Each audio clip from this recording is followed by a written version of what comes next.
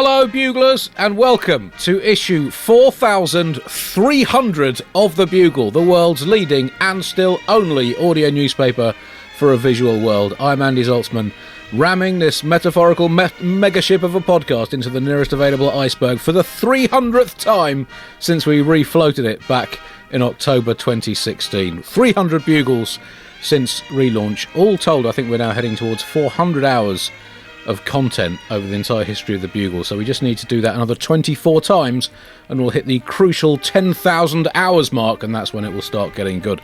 Today is the 19th of April 2024. I'm here in the shed of uncontrollable veracity in South London, the city where the streets are famously paved with gold, according to the story of the famous 14th century cat fetishist London Mayor Dick Whittington. Or at least according to the Daily Telegraph, they were paved with gold until Labour Mayor Sadiq Khan took over as London Mayor and replaced all the gold with supposedly carbon-neutral ethical paving slabs made up of the mulched-up dreams of true Britannians. And if you don't think the streets of London were at one point paved with gold, you're unpatriotic and you're rewriting history, so I hope you're all proud of yourselves. Still gunning for that Telegraph column. They'll come for me one day. Yeah, this is issue 4,300. As I said, 300 episodes since this podcast came back from the dead. Bit of a Jewish trend that we can't really help it as God's chosen people. But anyway, joining me, the man who was there at the very re-beginning, back in October 2016, when this world was a simpler place. Donald Trump had never been president. He was just having a bit of a laugh and a joke with his prank election campaign. Russia had invaded Ukraine a couple of years previously, but the world wasn't too worried because the Football World Cup was due to be held in Russia in 2018, and the power of sport would surely cure Vladimir Putin of himself and usher in a new age of Russian political gentility, calm openness, and hardline non-illegal invasionism. Hasn't entirely worked out quite like that, but yes, joining me once again, as he did in the first relaunched Bugle, Ahir Kondabolu. Hello, Ahir. Welcome back. You were about to say, how are you? I was about to say, how are you? And then you always complain when I say, how are you? I hate when you say, how are you? I'm glad you didn't. But the unfortunate thing is I expect you to say, how are you? And always prepare something to say when you say, how are you? Okay. So now I'm caught for loss. Well, so it's been 300 episodes, and all those things happened after the Bugle relaunched. Yes. Huh. Yeah. All that stuff, all this terrible stuff has happened since you came back. Yes. Yeah. Huh. Yeah. Yeah. That's interesting, Andy. Well, it's a burden I have to live with, Ahir, but, you know. Or you could stop the podcast, Andy, is the other thing. Yeah. That's what I was hinting at, for the good of the world. I'm doing okay. I have a bit of a cough that really only gets set off when I start laughing. Okay. So I should be good for the podcast. Thank you very much. That's two pretty big zings you've got in before I've even introduced your co-host for today. Boom! So joining us for the very first time on the Bugle in a symbolic metaphor for the eternal cycle of life. But that's quite a lot for him to live up to. A new birth into the Bugle womb. Or, no, is that how birth works? I forget. No, it's the other way around with births. It's been a while since I quit my midwifery career. Anyway, it's a great pleasure to welcome for his Bugle debut, the wonderful Ahir Shah. Hello, Ahir. Hello. Thank you very much, Andy, and what a delightfully Hindu entry that was. So, yeah, very exciting to be part of this cycle of... And who knows, perhaps this could finally be the podcast in which I attain moksha, and so after this episode, I will be no more because I will have ascended to Nirvana.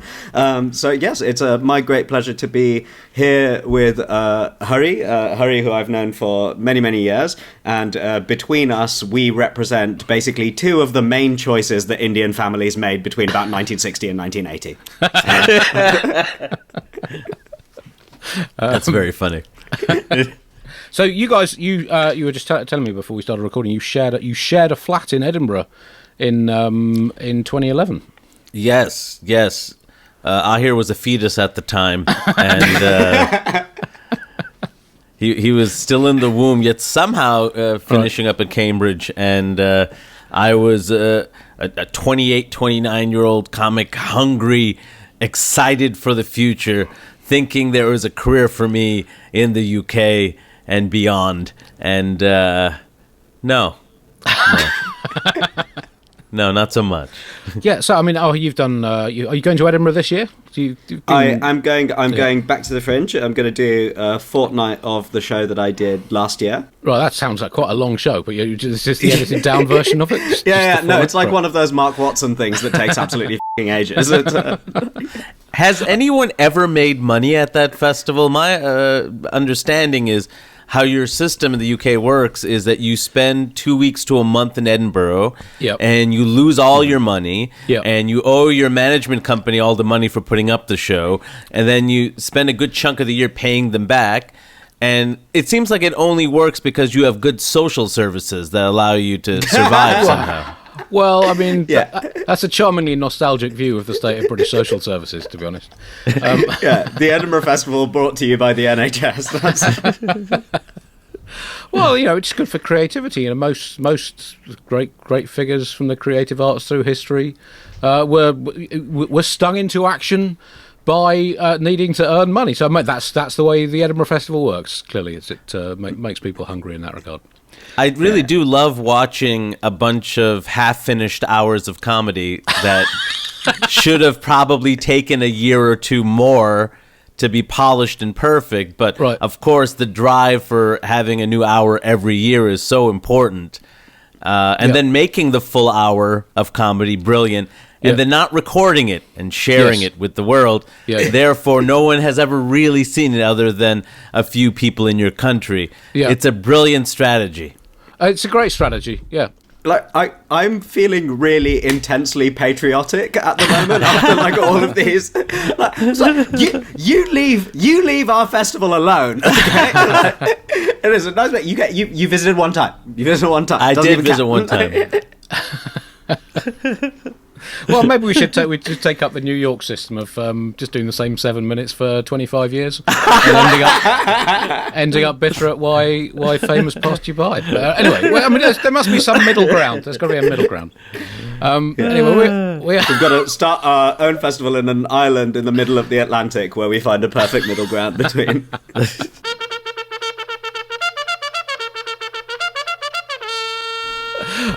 We are recording on the 19th of April. On this day in 1529, the Protestant Reformation was launched. And what a reformation that was. One of the all-time classic reformations for me. It was launched at a star-studded press conference and complimentary lunch buffet in Speyer in Germany as people protested against the red card shown to Martin Luther. Obviously, no one knows exactly what went on because the Reformation was more than a fortnight ago, and things do get hazy at my age. But it was something. I read somewhere about a diet of worms, so I'm thinking right in saying that it led quite quickly to the legalisation of spaghetti across the Christian world. Interesting that Taylor Swift should have released her surprise new album today to coincide with the anniversary of the start of the Reformation. I mean, I don't know what we can read into that, but I mean, people do tend to overanalyze Taylor Swift songs, and I imagine if you play it backwards, there's a load of stuff about Martin Luther hidden within. On this day in 1775, 249 years ago as we speak, the referee blew the whistle to start the American War of Independence, a.k.a. the American Revolutionary War, a.k.a. Stroppy George and the Cranky Yankees get their grump on, and also known as the biggest mistake in American history, brackets, until quite recently. So 249 years on, Hari, I mean, the regrets are piling up, surely. I mean, it's really... I know it's quite early in a kind of, geological terms to judge these things, but it doesn't... I mean, it's been a disaster, isn't it? Why are you asking a leading question? You know the answer. What is the purpose of this exercise? Oh, it's quite a lot of leading questions. It's failed. It has failed. It has failed. Is that what you want to hear? This is a failed experiment. It did not work out, right? Yep. But to be fair, human beings are a failed experiment. Nothing wrong with the dinosaurs. They did not cause their own demise. They were just chilling, and some bad luck, who knows what, whether it's God or asteroids or whatever it was, and now we're here, all right? Yep. This has been a failed experiment. I think we're on the same page there.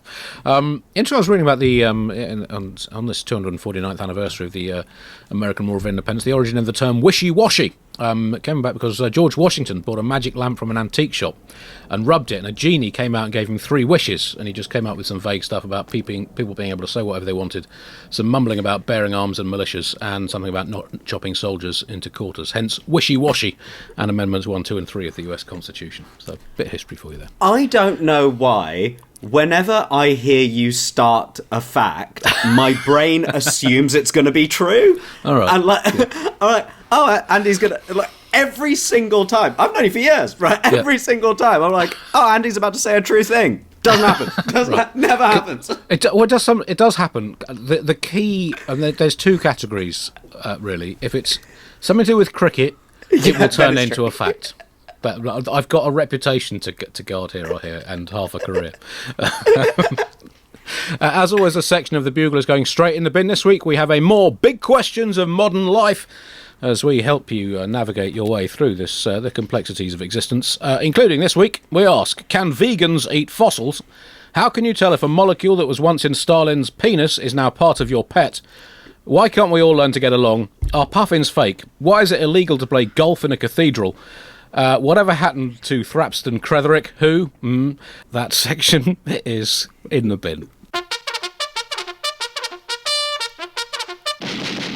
Top story this week, Donald Trump is on trial. Well, just a quick refresher for those of you who've forgotten how this story all started. Well, as I said, in the 1770s, America, for some reason, thought it could be trusted with itself. One thing led to another, and it ended up voting in a self-proclaimed sex pest as president. And hence, we are where we are. Hari, I mean, you are right there as our official Donald Trump's legal affairs correspondent in New York. The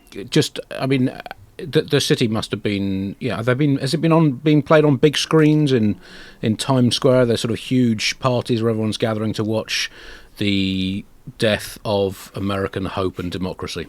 Andy, can we start with something lighter, like Iran and Israel? Because with Iran and Israel, there's hope there. Oh, right. That there is because with the end, the pain will stop. Okay. So I see hope in that. Yep. No, we're not watching this on a big screen. I don't think you understand this, Andy. We're all trying to forget, right? Okay. Yep. He's from here. Yes. We did this. Every time we see him, it's a reminder of we could have stopped this a long time ago. And we just this is a fun sideshow. And we just kept doing it over. Let's watch where this goes. Married again. Had an affair. Oh, another lawsuit. He's bankrupt. Has a TV show. Like, oh, this is entertaining. We caused this. We don't like thinking about it. So far, we've had the selection of the jury, which is a rather complicated process, Ahir, in which they have to find 12 people who don't have an opinion on Donald Trump. Now, I mean, I think you could scour the entire universe, and the best you could possibly hope for is 12 recently slaughtered goldfish, would be the closest you can get to this. Yeah, I was just like, do you have to sort of, if you're trying to construct a jury, do you just have to hope that there's been a really fortunate, timing with a full ward of coma patients who've all sort of went down and came up at exactly the same time? And that's because it does strike me as one of those things where not having any sort of opinion is in and of itself sort of it's not a neutral thing to be entirely unaware of what's going on. And to be fair, I do really admire the people who were able to, because half of the people straight away stuck their hands up, were like, there is absolutely zero way I'm going to be able to be impartial about this. They were like, fair enough, right? Because let's be honest, being on that jury would be exciting, but equally probably lead to you getting loads of death threats. So that bit would be less fun. I mean, the troubling thing about everyone leaving, having an opinion and then being dismissed, is that I'm sure almost all of them are liberal, right? Because liberals emote. When they talk about them, they get angry. They don't play it close to the vest. Conservatives play it close to the vest, right? Conservatives in New York City particularly, they keep it close. I had no idea anyone I knew voted for Trump. until after he won the election, and all of a sudden their social media is suspiciously quiet, right? And at that point you're like, gotcha. You know what I mean? And that's how he'll get acquitted, because they keep it close to the vest. They shut up. They don't let people see, I hate Trump. No, they shut up. They vote for him and he wins.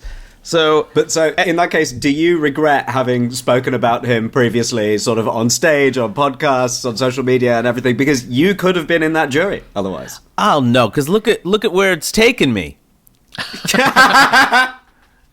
Look at where talking about him has taken me.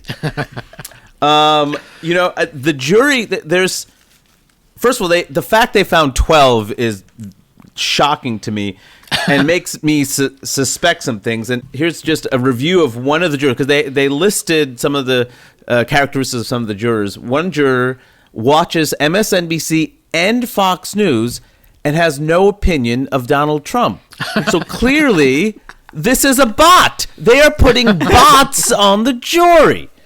Like, this is what it's come to. Another one said that she appreciated the fact that he speaks his mind. Watch stand-up if you feel that way. That is not... A lot of men just, And then there was one juror. This is a perfect juror, all right? This is actually the kind of juror we need. He said, I find him fascinating. He walks into a room and he sets people off one way or another, and I find that really interesting. Really, this one guy could do all this. See, that's a perfect juror, because if you can't figure out why and you don't follow the news, clearly you have no stake in anything. Right? That's perfect. That's like watching sports and never has a team, never roots, just watches. And imagine him saying, I find it interesting how a person hits the ball and everyone chases the ball. How could one ball do all this? Absolute. But there's not. You can't find 12 of those. Yeah. No, I think that the sort of ideal jury is evidently comprised of. Does anyone remember that Futurama episode where they went to war with the neutral planet? And it was like, your neutralness, it's a beige alert. If I die, tell my wife hello. And you're like, it's that person that you need 12 times. Or maybe the person who says, oh, I watch MSNBC and Fox News and everything. All this person was aware of back in when Donald Trump first announced that he was going to be running for president. This person was a New Yorker, right? And they were like, from this moment, this guy might win, and if he does win, eventually the mother of all court cases is going to land in a New York City courtroom, and I will do everything within my power to live my life as the perfect jury member so that when the time comes, I will be there, because that is my greatest ambition. So therefore, spending exactly equal amounts of time watching, it's a time to watch Rachel Maddow for half an hour, and then switch over to Sean Hannity for exactly the same amount of time. Everything, no one can possibly. It just feels like someone who watches that much news and doesn't have an opinion is someone who probably can't make a decision. And is that what you want on a jury? Yeah, I mean, it is a problem. So he's facing 34 felony charges of falsifying business records, dealing with hush money payments made to, I think I read it was an Australian actress, said from New South Wales, NSFW, actress Stormy Daniels, allegedly to cover up a sexual relationship that Daniels claims she had with Trump and vice versa back in 2006. So hush money paid to a pornographic film star and former striper. Did I spell that right? But anyway... Can I just check, sorry, very quickly with Hari? So, because obviously lots of international listeners and everything, you've got a different legal system in the United States to the one that we have in Britain and everything. So these sorts of things can be a bit confusing, certainly for me. And so all I would ask is, so when you have 34 felony counts, would you describe that as a greater than ideal number? Well, what's a good number to have? Higher numbers is better, because usually because the more felonies you get, I mean, in this case with Trump, the more felonies, the bigger the chance we'll get him on something, right?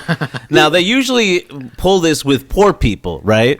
Like they basically give you everything, and then it's like, okay, we'll let you off with, manslaughter, even though like I wasn't even there at the time, but you take the manslaughter. So the idea that they might pull this with Trump is very exciting. Just throw everything at him and then something is, so we want as many felony counts as possible. One of the charges involves basically this hush money allegedly paid to alleged Daniels being classified as a business expense. Now, I can't see how they're going to get him on that, because to me, hush money paid to a pornographic actress for Donald Trump, that is a legitimate business expense, because he's all about his brand, and surely that counts as just investing in his brand. That is building up the picture of who he is, that his entire business is based on. So I see that as entirely legitimate, to be honest.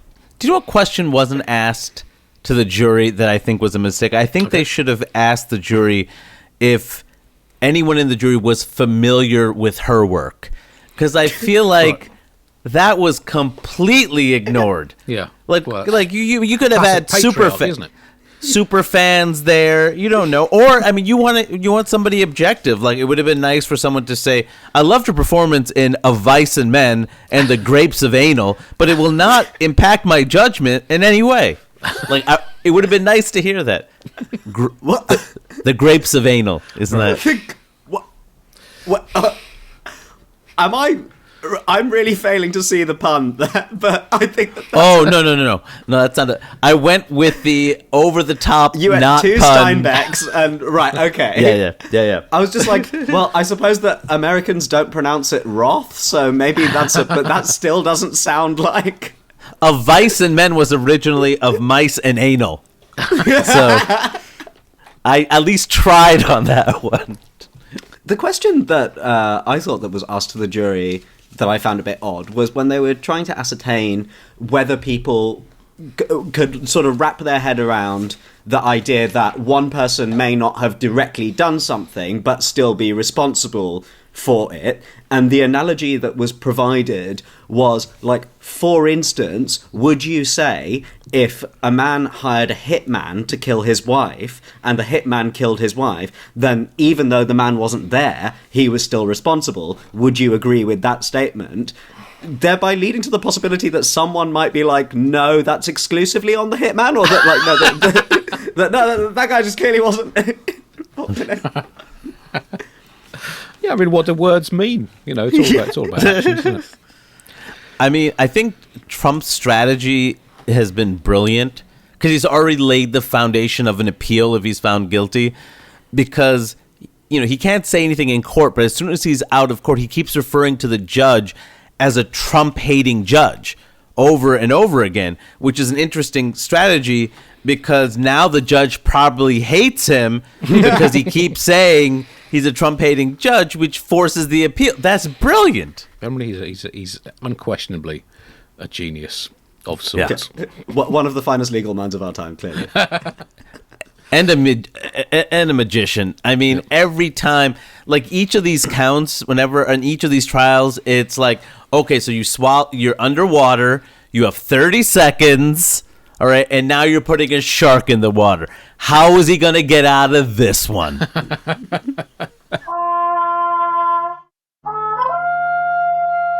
World's biggest logistical storm news now, and the world's biggest democratic logistical challenge is beginning pretty much as we speak. India is voting in a general election. A nation with almost 1 billion voters voting over the course of 6 weeks. It involves 15 million election staff, more than 1 million polling stations, over 2,500 political parties. That is a logistical... I mean, I sometimes struggle making a bagel at lunchtime. And when I say making a bagel, I have the bagel... I mean, putting a bagel... I have the bagel. I'm not making the bagel from scratch. I'm just putting things in the bagel and then eating it. And that often pushes me to the absolute limit of my logistical capabilities. So for India to do an election with 1 billion voters and 2,500 political parties, it has my eternal respect. It also involves electronic voting machines being carried on elephants, which is a frankly delightful detail to get to some of the more remote mountainous parts of the country. Now, I've tried over the years to understand Indian politics, particularly whilst working on the Bugle. Working, is that the right word? And it's tricky as an outsider. But I think without wishing to blow my own sousaphone too much, I think I've achieved a level of expertise on Indian politics that I never thought was possible. And I would say it's about the same level of expertise as our next-door neighbour's pet tortoise Timmy has about particle physics. But I am pleased even to have achieved that, because it is completely and utterly baffling. I think that for anyone who maybe doesn't know anything about Indian politics, the best way that I would describe it is like, you know, the sentences that Andy says that take ages and end up in some sort of baffling thing. Indian politics is that, but all of the sentences are factually correct. I'm taking some heavy enemy fire today. Yeah. As it's the same sentences, they're just not made up. It's just like Andy going, yeah, and then of course a man named Stalin, whose father, who was also called Stalin, who was also the chief, and you're like, yeah, all of that, yeah, checks out. Cool. Wait, so the Indian system is just the British parliamentary system, isn't it? Is there anything different about it? Well, I mean, looking at it, there seems to be an awful lot of political meddling. There's some pretty dodgy funding issues going on. There seems to be a lot of corruption. There's an increasing gulf across India between rich and poor, a lot of cronyism in the political system. So, yeah, I think it is pretty much the exact system that we bequeathed to India as a valedictory gift. I think that there's more sort of like, as Andy was saying, with the sheer multiplicity of political parties over the spectrum that get in these like really large coalitions, whereas in the UK system it's much smaller, so people who would naturally have been in other parties just all stick in one together and are all called the same thing and all hate each other. It works tremendously well for us. Yeah. So, for example, we have a party called the Conservative Party that is about 300 different political parties. Yes, and doesn't so much conserve as destroy absolutely everything in its path.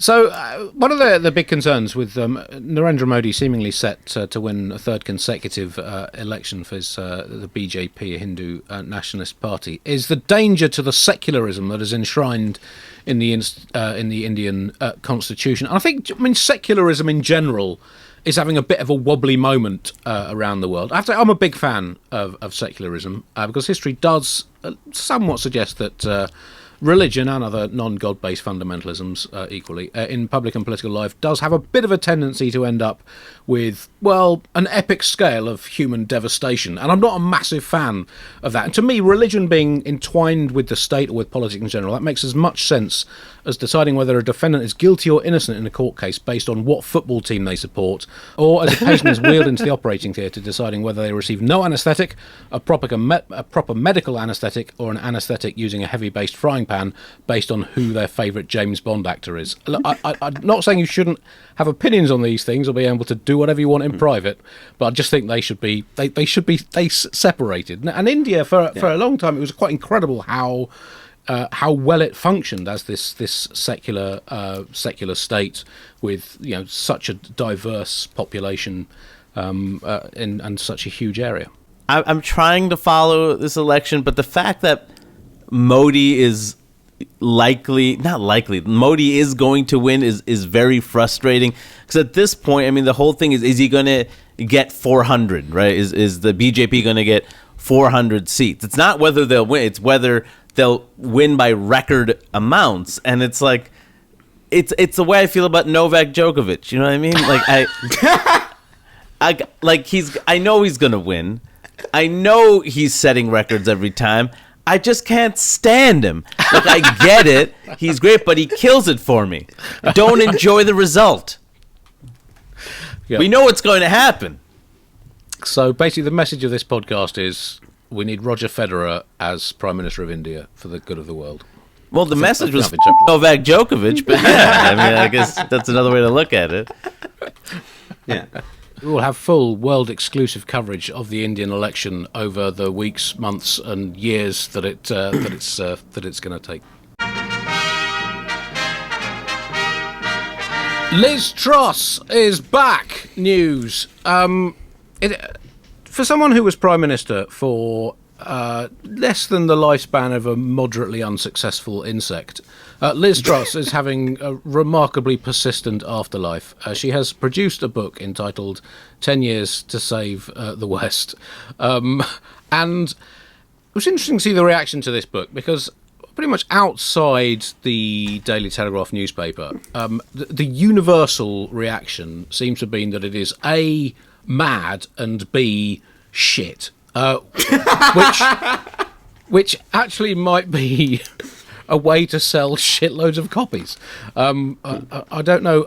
Ahir, I know that in the years before you came on the Bugle, I tasked you. In fact, just before the first ever episode of the Bugle in 2007, I said there's this rising conservative politician called Liz Truss. I want you to keep an eye on her until she produces a book, having been Prime Minister, and then you can come on the show and talk about it. So yeah. And I was like, who are you and how did you get into my school?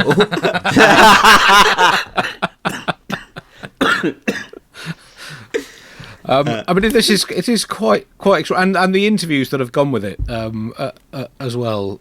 I mean, it does make you. I mean, look back on. I don't know if it's possible to be even more flabbergasted in retrospect at the fact of Liz Truss becoming Prime Minister and what then happened over the following few weeks. I was thinking about this the other day when I was, of course, I, like lots of people in Britain, have been sort of not reading the book, but obsessively reading everything about the book that I conceivably could. I'm like that with the Bible, because to be honest. Because it's just a staggering amount of fun doing so. Probably my favourite thing that I read was from the FT's Alphaville, who wrote, Truss likes to say that her focus is on growth. It's not a super controversial ambition. Unfortunately, her approach worked a bit like this. Imagine a bunch of people are stuck in a warm, stuffy room together. Everyone wants the windows to be opened, but they are fastened shut by complicated locks. While people try and work out how the locks operate, one of them, Liz, attempts to throw a chair through the window. The chair bounces off and hits her in the face. And I think that that's a very, very good description of it, right? But I was thinking, and listen, obviously, I live in this country. I'm not glad that she was Prime Minister. We're going to be suffering the consequences of her being Prime Minister for a very long time. It was a very bad thing to happen. However, all I will say is that when I think about the prospect of having children one day, right, and one of the things that people say to their children is, you can be whatever you want to be, right? And you, as a parent, know, sadly, that is not true, right? There are things that, for a variety of reasons, right, it is very, very unlikely that your kid, who you love more than anything, can be. They can't be everything, right? However, my kid, for example, cannot be a dolphin. Yeah. Not with that attitude. But sort of really taking the time to sit alone and reflect on the nature of the Truss premiership started to make me think that maybe you can tell a kid, if she could be Prime Minister, maybe you genuinely can be anything. Do you know what I mean? Because it makes no sense that she was allowed to be Prime Minister, but by God, she was. You can't take it away from her. She 100% did that. Well, no, you can take it away from her. Yeah. Sorry, it was very much taken away from her. Within 2 months. I mean, I look at it from as I have two teenage children, and from a slightly different perspective. I see, the recent politics as being quite a useful tool as a parent when my kids are going through school exams, saying, look, you really need to buckle down and work hard at school, otherwise you might end up with no choice but to go into top-level politics. And it really focuses the minds of children to realise that is a trap that they could fall into if they don't knuckle down. They don't want to end up don't be Liz. That's what I say to them. So one of the extraordinary passages was when the Queen died. Just days into Liz Truss's time as Prime Minister, and her reaction was, "Why is this happening to me?" Which is quite a self-centered way of looking at. I mean, it's a really weird As if that either the Queen or God, or perhaps in cahoots, were just waiting for Liz Truss to become Prime Minister and saying to each other, right, let's ignore the national anthem now. We're going to do it now. Yeah. I think that of all of the charges that you could level at Liz Truss, lacking main character energy was not one of them. This is she made it about her when the actual main character of Britain died. For Americans, it's a little confusing just to see British idiocy. You know what I mean? Just because she's not only been a complete failure, she's doubling down that she was right.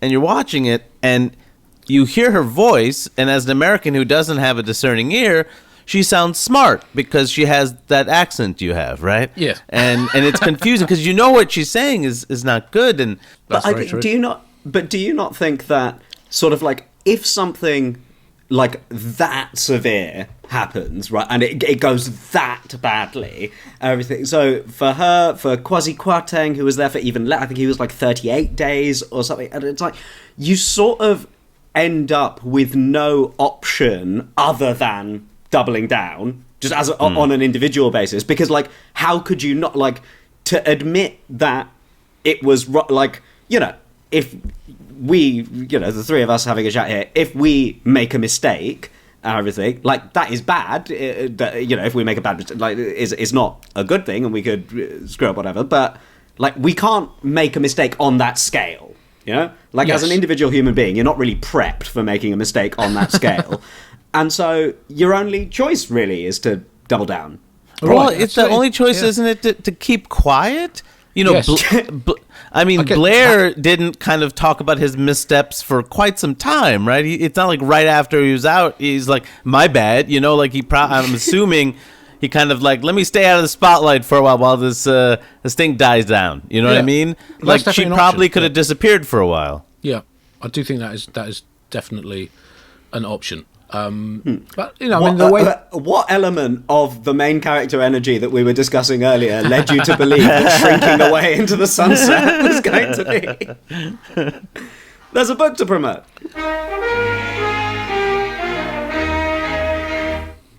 Middle East update now. Oh, fingers crossed.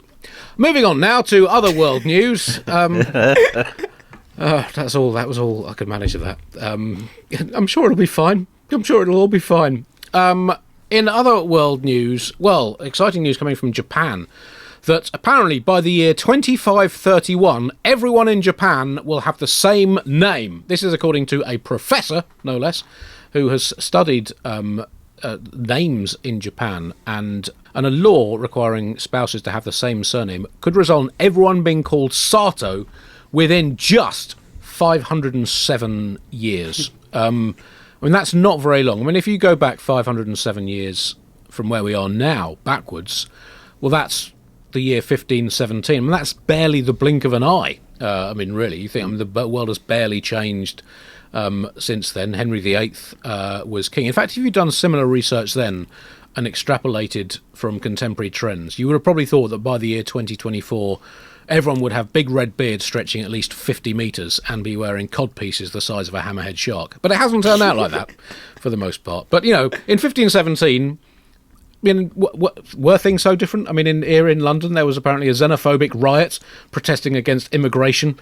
The leader of Russia was annexing places, and the Middle East was having a bit of trouble. So 507 years might seem like a long time, but it goes so fast. It goes so fast these days. I mean, human beings. This professor assumes that we're going to be around for 500 more years. That's optimistic, isn't it? That's the first thing that's very bizarre. Yeah. Also, why are you worried about a bureaucratic issue essentially 500 years from now? Also, if you are correct that everyone's named Sato, it's because all the robots are named Sato, and the robots will be controlling the show. It's a Sato robot. Of course they're named Sato. Yep. Yeah. I loved this. So this professor, so Hiroshi Yoshida, and he said that Right, it's all based on the fact that the proportion of people in Japan with the name Sato increased 1.0083 times between 2022 and 2023. So there was an assumption of a continuation of that rate that occurred over 1 year for the next 5 centuries, and there being no change in the law based on currently, like, you have to change your name to your spouse's name, and most of the time it's woman changing her name to man's name 95% of the time. And I really like that. I think that more studies should be done where it's just like, right, assuming a succession of things that definitely won't happen, this is locked on. I think, like, because I was like, how does this work with current Japanese birth rates as well? Because, yes, like, there'll be only 3 people left in Japan. Yeah. And it's like, yeah, of course everyone will be named Sato. The one guy. Sato. That's his name. So, what I particularly liked about this, and as you say, if you call yourself a professor, you can say anything and people think, oh, yeah, no, this must be right. But it's a very specific year, 2531. Now, clearly, if this does happen, I'm not going to notice it, because if we continue on the current 4-year cycle, it'll be an Ashes summer, so I'll be busy with cricket stuff. But also in Britain, by 2531, I think everyone will have the surname Johnson, but for slightly different reasons.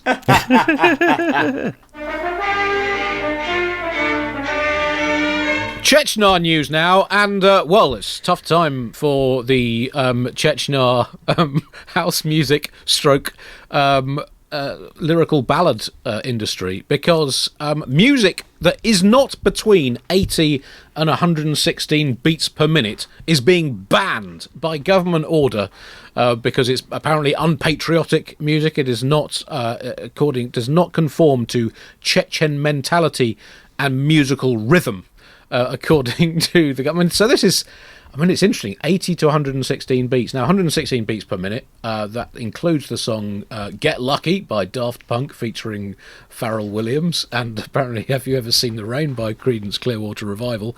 80 beats per minute. That's Me and the Devil Blues by Robert Johnson. 81 beats per minute. I Want to Know What Love Is, the classic power ballad. So those are okay. But either sides of those, I mean, A Taste of Honey by Herb Alpert and the Tijuana Brass. That's gone. That's gone for Chechnya. Smooth Criminal by Michael Jackson. Gone at 117 beats per minute, as it Smells Like Teen Spirit. And Murder on the Dance Floor. I mean, these are dark times for... you sound like a musical auctioneer. Gone at 117 beats per minute. It's... Yeah. No, and I know that, Andy, this is difficult for you because you had quite a promising career in Chechen dubstep. I did. And that's... so this is going to be... I liked this because it's one of those stories that begins like, are you going... Like, when a sentence starts, it's like, which side of the political spectrum is this falling on? Because it's just... like, the culture minister began by saying, borrowing musical culture from other peoples is inadmissible. And it's like, right, is this hyper-nationalist right-wing, or is this extremely, I must shy away from anything even remotely considered cultural appropriation left-wing? It's like, which of these is just these, like, very two unlikely friends shaking hands? I mean, all I can interpret from all this is it's terrible news for the Chechen blues scene. And it's hard to see how it can recover. Just worth noting that at 105 beats per minute, the Bugle theme tune perfectly. Right, there we go. It could be the new Chechen national anthem. Well, that brings us to the end of this week's Bugle. Thank you very much for listening to this, and well, indeed, the last 300 episodes, assuming that you've been listening since Hari was first on this show. A delight as always to have you on, Hari. Do you have anything to plug? I do. I'll be touring again in May and June. May 23rd in Jersey City, New Jersey at White Eagle Hall. Beverly, Massachusetts at Off Cabot Comedy on May 25th. Portland, Maine, May 26th. Empire Comedy Club. Bottle Rocket Social Hall in Pittsburgh, Pennsylvania, June 20th. Bugle Stronghold, Dayton, Kentucky. June 21st and June 22nd at the Commonwealth Sanctuary. It's actually in the Cincinnati area. And finally, Cleveland, Ohio, June 23rd at Hilarities. Please come to the shows because the money will be used for shelter and food for me and my child. Good warm-up for your Edinburgh show as well, all those guys. Ahir, well, in fact, you plugged your forthcoming Edinburgh show early in the show. I got the plugs all wrong this week. They usually come at the end. You can replug that and plug anything else. So my name is Ahir Shah. My book, 10 Years to Save the West, is published by available at all terrible bookshops. I will be performing at the McCuntleth Comedy Festival in Mac in Wales for UK listeners on Sunday the 5th of May. For American listeners, I'll be at the Dynasty Typewriter in Los Angeles on the 10th of May as part of Netflix is a Joke, and I will be back at the Edinburgh Festival performing between the 12th and 23rd of August, and this is all for my show Ends, which won the Edinburgh Comedy Award in 2023. I have a stand-up tour beginning in November. Dates still TBC, but nearer being seed than they were. I have some work-in-progress shows, which I will start my fumbling return to stand-up. 26th of May. You said work in progress with the same tone every comedian says work in progress. You made it onto the second of the three words with confidence. Yeah. The second, in fact, the in is about the only one that I think really stands up to any scrutiny. But I'm doing the Chechens Fringe on the 26th of May. I've got a show at the Space in Streatham on the 29th of May, and I'm doing a fundraiser for Trinity Theatre, Trinity Arts Centre in Tunbridge Wells on the 1st of June. So do come to all of those. There's also a couple of Bugle live shows the 7th and 8th of June at the Leicester Square Theatre in London. Are there tickets still left for that, Chris?